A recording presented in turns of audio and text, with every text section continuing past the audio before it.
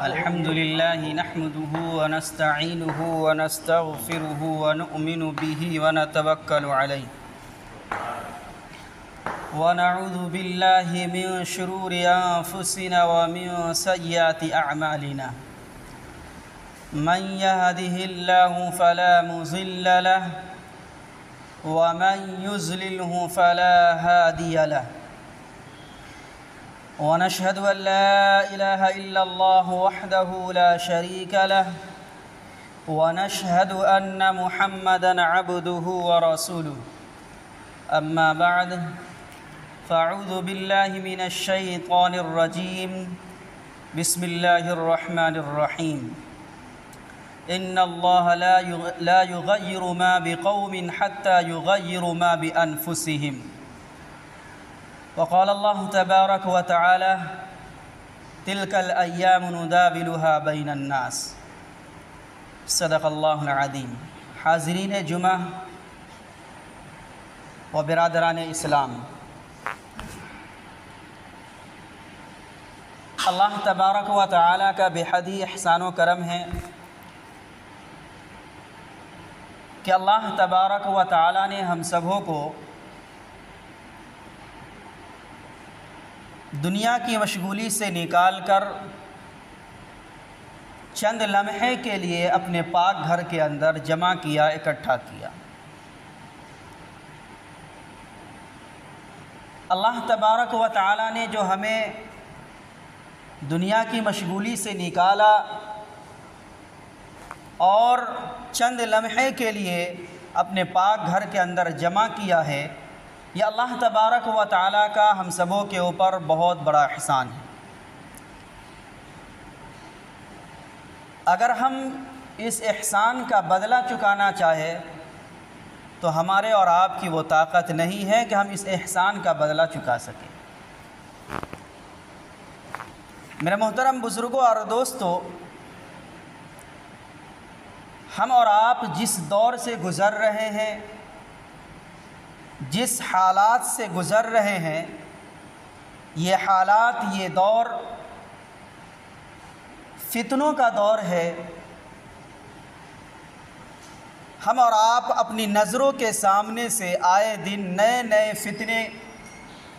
اور نئے نئے حالات سے دوچار ہو رہے ہیں۔ ہر شخص کی زبان پر بگڑتے ہوئے حالات کی شکایت ہے۔ ہر انسان، ہر طبقہ کے لوگ جہاں بھی دوچار جمع ہوتے ہیں، جہاں بھی دوچار لوگوں کا اجتماع ہوتا ہے، تو اس اجتماع کے اندر، اس بیٹھک کے اندر یہی بات آتی ہے کہ حالات خراب ہوتے جا رہے ہیں۔ آئے دن حالات بگڑتے چلے جا رہے ہیں۔ ہر انسان اس بات کی شکایت کرتا ہے، بچہ بھی اسی شکایت میں لگا ہوا ہے، 10 سال کا بچہ ہے وہ بھی اس کی شکایت میں لگا ہوا ہے، نوجوان اسی شکایت میں ہیں، ادھیر عمر کے لوگ اسی شکایت میں۔ گویا کہ ہر انسان کی زبان پر یہ بات، جہاں بھی چلتی ہے کوئی بات، تو ان لوگوں کی زبان پر یہ بات گردش کرتی ہے کہ حالات دن بدن بگڑتے چلے جا رہے ہیں، حالات اچھے نہیں ہیں۔ اور یہ حالات ہر اعتبار سے، چاہے وہ کاروبار کے اعتبار سے ہو، یا رہن سہن کے اعتبار سے ہو، یا ملک کے اندر امن و سکون کے اعتبار سے ہو، ہر اعتبار سے لوگوں کی یہ شکایت ہے کہ حالات بدلتے جا رہے ہیں۔ لیکن حالات سدھرے گا کیسا؟ یہ حالات، یہ پریشانی جو ہمارے اور آپ کے اوپر آ رہی ہے، جس کا ہم اور آپ شکوہ کرتے ہیں، رونا روتے ہیں، یہ دور کیسے ہوگا؟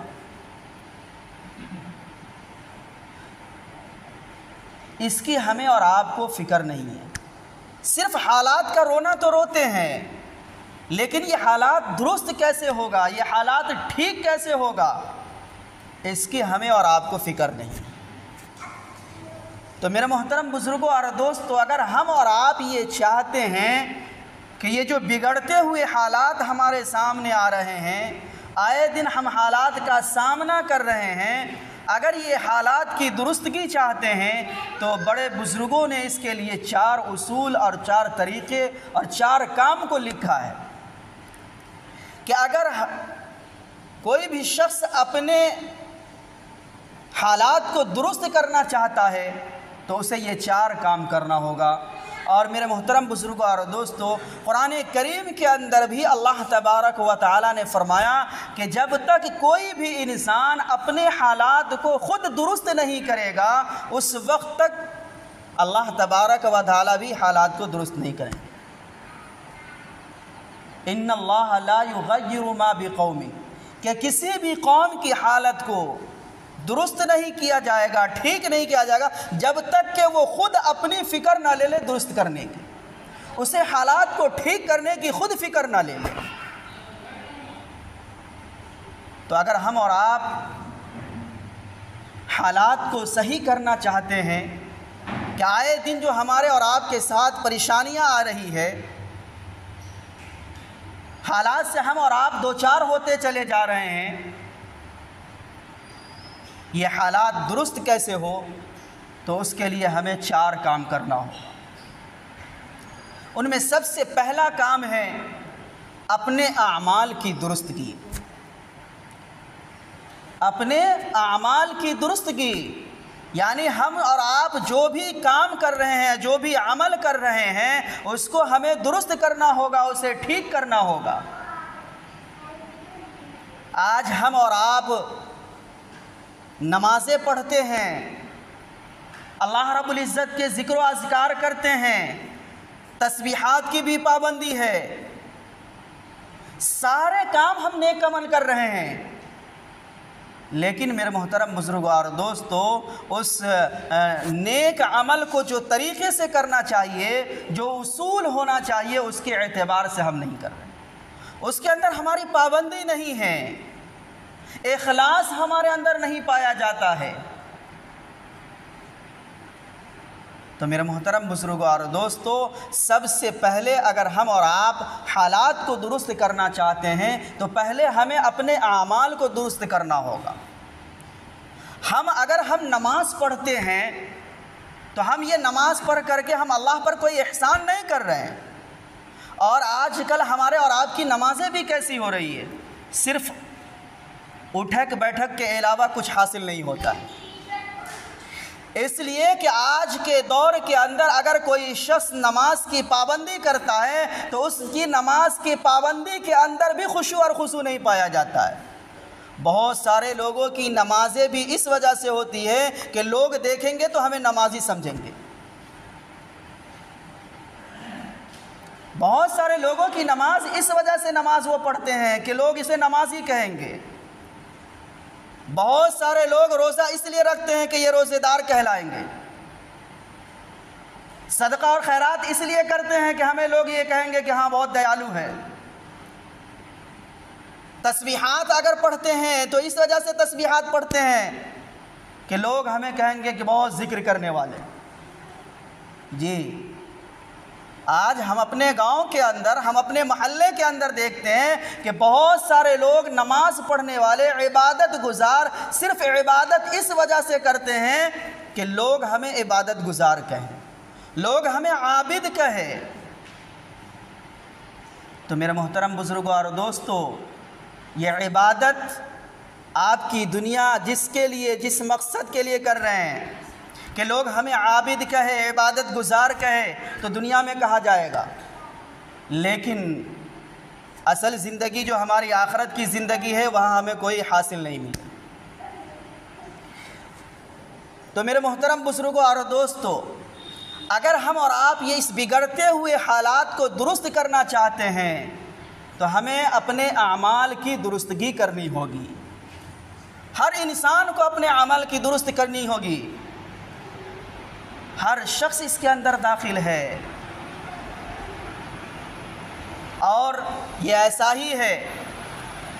کہ کہ یہ ہمارے اور آپ کے درمیان یہ پنکھا چل رہا ہے، پنکھا چل رہا جس سے ہم اور آپ ہوا حاصل کرتے ہیں، اگر اس کو بند کرنا ہے تو اس کے طریقے سے کیا جائے گا، اس کی ترتیب ہے کہ یہ بجلی پر جو یہ چل رہا ہے پنکھا، اس کو کھٹکا متعین کیا گیا ہے، سوئچ متعین کیا گیا ہے، اس سے یہ پنکھا بند ہوگا۔ لیکن اگر کوئی شخص سوئچ کو بند کرنے کے بجائے، کھٹکا کو دبانے کے بجائے ڈائریکٹ وہ اپنے ہاتھ سے پنکھے کو درست کرتا ہے، بند کرتا ہے، تو دنیا کا کوئی بھی انسان اسے عقل مند نہیں کہے گا، دنیا کا کوئی بھی انسان اسے عقل مند نہیں کہے گا، بلکہ اسے بے وقوف کہے گا، اسے لوگ پاگل کہیں گے۔ یہی حال میرے محترم بزرگوں اور دوستو ابھی کے حالات کے دور میں ہے کہ ہر شخص حالات کا رونا رو رہا ہے کہ حالات بگڑتے جا رہے ہیں، لیکن یہ حالات درست کیسے ہوگا وہ کام نہیں کر رہے، ڈائریکٹ حالات کو بدلنا چاہتے ہیں۔ اللہ تبارک و تعالیٰ نے ترتیب رکھی ہے، اللہ تبارک و تعالیٰ نے ترتیب رکھی ہے کہ اگر تم اپنے حالات کو درست کرنا چاہتے ہو، حالات کو ٹھیک کرنا چاہتے ہو، تو پہلے تمہیں اپنے عمل کو درست کرنا ہوگا، عملی میدان میں آنا ہوگا، پھر اللہ تبارک و تعالیٰ خود بخود تمہارے حالات کو درست کر دے۔ دوسری چیز، اس حالات کو درست کرنے کے لیے بڑے بزرگوں نے لکھا ہے کہ آخرت کو سنوارنا ہوگا۔ جس دنیا کے اندر ہم اور آپ سانسیں لے رہے ہیں، زندگی گزار رہے ہیں، یہ دنیا عارضی ہے، ہر شخص جانتا ہے، چاہے وہ کسی بھی طبقے کا ہو، چاہے وہ ایمان والا ہو یا غیر ایمان والا ہو، ہر شخص یہ جانتا ہے کہ یہ دنیا فانی ہے، ایک نہ ایک دن فنا ہو جائے گی، ختم ہو جائے گی۔ اور اگر یہ دنیا بھی نہ اگر ایک بالفرض مان لیا جائے کہ یہ دنیا فنا نہیں ہوگی تو ہم تو ضرور فنا ہو جائیں گے۔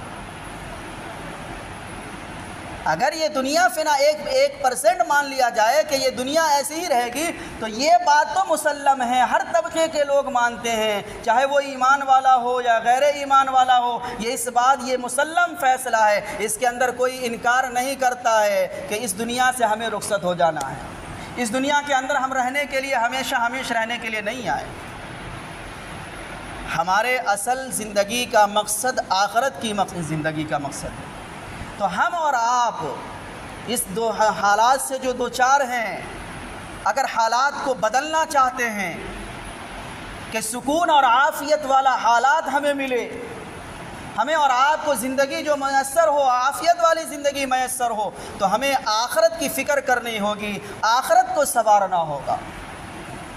اور میرے محترم بزرگوں اور دوستو، جب کوئی شخص آخرت کی فکر لیتا ہے، وہ اپنی آخرت کو سنوارتا ہے، تو اللہ تبارک و تعالیٰ اس کی دنیا کو خود بخود سنوار دیتا ہے۔ اور یہ مثالیں آئے دن اللہ تبارک و تعالیٰ نے ہماری زندگی کے اندر پیش کیا۔ ہمارے اور آپ کے صحابہ کرام کی زندگی ہے، حضرت انس رضی اللہ تعالیٰ عنہ کی روایت ہے جس کا خلاصہ ہے کہ حضرت انس رضی اللہ تعالیٰ عنہ نے فرمایا کہ ہم نے وہ بھی حالات دیکھے ہیں کہ اس کلہاڑی سے لکڑی کو کاٹا کرتے تھے، اور جب اللہ تبارک و تعالیٰ نے فتوحات کے دروازے کھولے تو حضرت انس کا بیان ہے کہ جس کلہاڑی سے ہم لکڑیوں کو کاٹا کرتے تھے، اسی کلہاڑی سے ہم نے سونے کو توڑا ہے، سونے کی اینٹ کو توڑا ہے۔ میرے محترم بزرگوں اور دوستو، اللہ تبارک و تعالیٰ نے صحابہ کرام کو وہ مقام، وہ مرتبہ عطا کیا کہ اللہ تبارک و تعالیٰ نے دنیا ہی کے اندر اپنے رضا کا پروانہ اعلان کر دیا، رضوان اللہ علیہم اجمعین کا پروانہ مل گیا کہ اللہ تبارک و تعالیٰ ان سے راضی ہو گئے اور یہ لوگ اللہ رب العزت سے راضی ہیں۔ تو تنگ دستی کا عالم تھا، تنگ دستی کے عالم میں اسی کلہاڑی سے لکڑیوں کو کاٹا کرتے تھے، لیکن جب اللہ تبارک و تعالیٰ کے لیے اپنی زندگی کو وقف کر دیا، آخرت کو بنانے میں اپنی زندگی کو صرف کر دیا، تو اللہ تبارک و تعالیٰ نے فتوحات کے فراوانی کے دروازے کھولے۔ تو اسی کلہاڑی سے، جس کلہاڑی سے لکڑی کو توڑا کرتے تھے، اسی کلہاڑی سے سونے کی اینٹ کو توڑا۔ حضرت ابو ہریرہ رضی اللہ تعالیٰ عنہ کو ہر مسلمان جانتا ہے، بہت مشہور صحابی ہیں، ان کی زندگی بہت فقر و فاقہ میں گزری ہے، یہاں تک کہ روایتوں کے اندر آتا ہے کہ بھوک کی وجہ سے انہیں مرگی کا دورہ آ جایا کرتا تھا۔ تو حضرت ابو ہریرہ رضی اللہ تعالیٰ عنہ نے ان حالات کو بھی دیکھا کہ بھوک کی وجہ سے انہیں مرگی آ جایا کرتا تھا، لیکن جب حضرت ابو ہریرہ نے اپنی زندگی کو اللہ کے لیے وقف کر دیا، آخرت کو سنوارنے میں لگا دیے، تو اللہ تبارک و تعالیٰ نے ان کے لیے بھی فتوحات کا جب دروازہ کھولا، تو میرے محترم بزرگوں اور دوستو، ریشم کے کپڑے سے اپنے ناک کو صاف کیا کرتے تھے۔ جی، تنگ دستی کا اتنا عالم تھا کہ آپ بھوک سے اتنے بے چین ہو جاتے تھے کہ آپ کی حالت ایک دم ناساز ہو جاتی تھی، لیکن جب اللہ تبارک و تعالیٰ نے آپ کے لیے فتوحات کے دروازے کھولے، فراوانی عطا کی، تو اللہ ریشم کے کپڑے سے اپنے ناک کو صاف کیا کرتے تھے۔ میرے محترم بزرگوں اور دوستو، یہ سب اللہ رب العزت کے لیے اگر کوئی شخص قربان ہوتا ہے اور اپنی آخرت کو سنوارنا کی کوشش میں لگا رہتا ہے، تو اللہ تبارک و تعالیٰ دنیا کے اندر بھی اس کے لیے فتوحات کے دروازے کھولتے ہیں۔ امام یوسف علیہ الرحمہ کا واقعہ لکھا ہے کہ آپ مسجد کے لیے آ رہے تھے، نماز کے لیے مسجد کی طرف آ رہے تھے۔ اس وقت کے بادشاہ ہارون رشید تھے، وہ اپنی کھڑکی سے دیکھ رہے تھے کہ امام یوسف علیہ الرحمہ آ رہے ہیں، اور ان کے دونوں طرف دائیں بھی اور بائیں بھی دو شاگرد ہیں، اور وہ مسجد کی طرف آ رہے ہیں۔ جب مسجد کے گیٹ پر پہنچا، امام یوسف علیہ الرحمہ جب مسجد کے گیٹ پر پہنچتے ہیں، تو دونوں شاگرد اس کوشش میں ہیں کہ حضرت کے دونوں جوتوں کو میں اٹھاؤں، دوسرا شاگرد بھی اس کوشش میں ہے کہ حضرت کے جوتے کو میں اٹھاؤں۔ بالفرض جب حضرت امام یوسف علیہ الرحمہ نے اپنے جوتے کو اٹھایا، تو ایک شاگرد ایک جوتے کو لیا، دوسرا شاگرد دوسرے جوتے کو اٹھایا، اور ایک شاگرد اپنے کپڑا کو اتارا، یعنی رومال وغیرہ کو اتارا، اور اس کے اندر اس دونوں جوتے کو حفاظت سے رکھا۔ جب یہ سارا ماجرا ہارون رشید نے دیکھا اور ان کی بیوی زبیدہ نے دیکھا، تو زبیدہ نے ہارون رشید سے معلوم کیا کہ آپ نے اس نظارے کے اوپر کیا سبق لیا ہے، کیا دیکھا ہے؟ تو ہارون رشید نے جواب دیا کہ میں بادشاہ وقت ہوں، میں ابھی موجودہ بادشاہ ہوں، لیکن میری بادشاہت کی بنیاد پر بھی کسی شخص نے میرے جوتے کو اٹھانے کی بات تو دور کی ہے، کسی نے میرے جوتے کو سیدھا بھی نہیں کیا ہے۔ لیکن میں یہ دیکھ رہا ہوں کہ ایک امام یوسف ہے جو دین کے تابعدار ہیں، اپنی زندگی اللہ کی مرضی کے مطابق گزارا ہے، تو آج ان کے شاگرد اپنے استاذ کے جوتے کو اپنے کپڑوں کے اندر حفاظت کے ساتھ رکھ رہا ہے۔ یہ سب میرے محترم بزرگوں اور دوستو، یہ جو عزت، یہ جو مقام، یہ دنیا جو ان کے قدموں کے اندر آ کر کے گری ہے، یہ آخرت کو سنوارنے کی بنیاد پر، اپنے رب کو راضی کرنے کی بنیاد پر۔ ایک شخص بدیش سے اس ہندوستان کے اندر گھومنے کے لیے آیا، جب یہاں سے گھومنے کے بعد واپس گیا، تو اس کی بیوی نے معلوم کیا کہ آپ ہندوستان کے اندر کون سی عجوبہ چیز دیکھی ہے، کوئی تو عجوبہ چیز دیکھی ہوگی، بیان کیجئے، بتائیے۔ تو اس شخص نے کہا کہ ہم نے ہندوستان کے اندر یہ دیکھا کہ ایک شخص اپنی قبر کے اندر لیٹا ہوا ہے، اور بلا تفریق مذہب، اس کے اندر نہ مسلمان کی تہذیب ہے، مسلمان بھی اس کے اندر داخل ہے، غیر مسلم بھی داخل ہے، عیسائی اور یہودی، ہر شخص اس کی قبر کے اوپر آ رہا ہے۔ گویا کہ لوگوں کے دلوں کے اوپر وہ شخص قبر کے اندر موجود رہ کر کے حکومت کر رہا ہے۔ اور وہ کون شخص ہے میرے محترم بزرگوں اور دوستو؟ ہم اور آپ جانتے ہیں، علامہ اجمیری علیہ الرحمہ، جی آج ہر مذہب کے لوگ، مسلمان کو تو درکنار رکھا جائے، ہر طبقہ کے لوگ، غیر مسلم بھی، یہودی بھی، عیسائی بھی، ہر شخص اپنی منت ماننے کے لیے، وہاں اپنی ضرورت پوری کرنے کے لیے وہاں قبر کے اوپر حاضر ہوتے ہیں۔ یہ سب میرے محترم بزرگوں اور دوستوں، انہوں نے اپنی زندگی کو اللہ کے نام کے لیے، اللہ کے دین کی حفاظت کے لیے قربان کر دیا، تو آج دنیا سے رخصت ہونے کے باوجود بھی لوگ ان کے پیروکار موجود ہیں۔ تو میرے محترم بزرگوں اور دوستو، اگر ہم اور آپ یہ چاہتے ہیں کہ ہمارے اور آپ کے سامنے جو حالات ہیں یہ درست ہو،